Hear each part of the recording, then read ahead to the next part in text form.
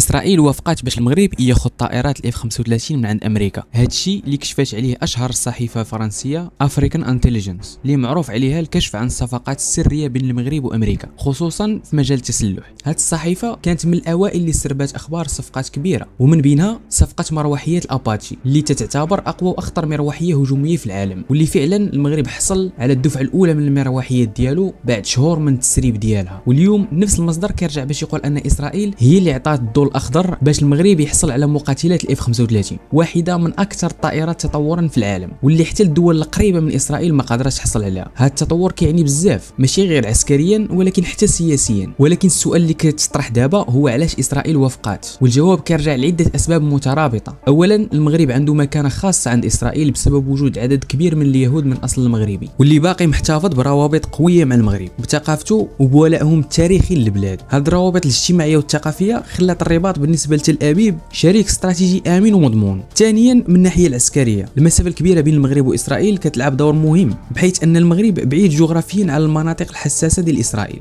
وهذا الشيء كيجعل الحصول على طائرات الاف 35 ما يشكلش حتى خطر على الامن الاسرائيلي. وثالثا اسرائيل عندها مبدا معروف في السياسه الامريكيه اللي سميتو التفوق الاسرائيلي العسكري، اللي كيعني ان اي دوله في شمال افريقيا والشرق الاوسط بغات تحصل على سلاح متطور من عند امريكا خاصو يمر من تقييم وموافقه اسرائيليه غير مباشره باش ما يكون حتى شي بلد قوى منها عسكريا.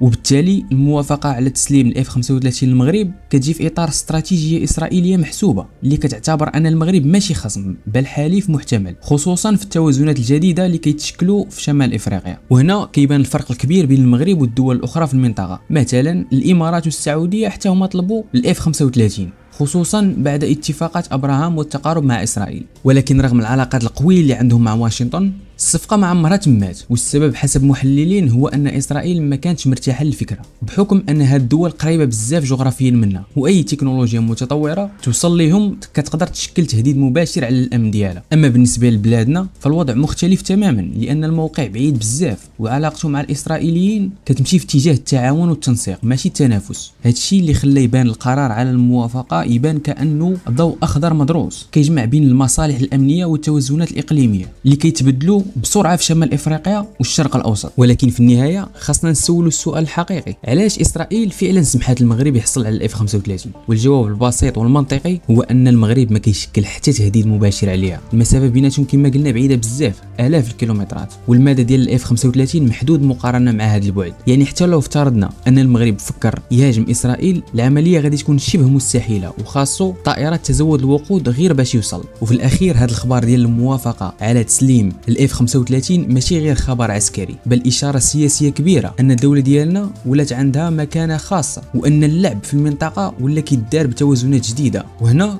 كنكون وصلنا للنهايه ديال هذا الفيديو القصير. كنتمنى يكون نال الاعجاب ديالكم، وقبل ما نودعكم بغيت نقول للاخوه الجزائريين اللي عندي في القناه انا صانع محتوى مغربي كنقدم المحتوى للمغاربه. ما فهمتش علاش كتكومونطيو عندي وكتسبوني من غير سبب. انا المحتوى ديالي موجه للمغاربه فقط. كنتمنى منكم المغاربه ديروا لايك وتابوناو، ونشوفكم في فيديو جاي ان شاء الله.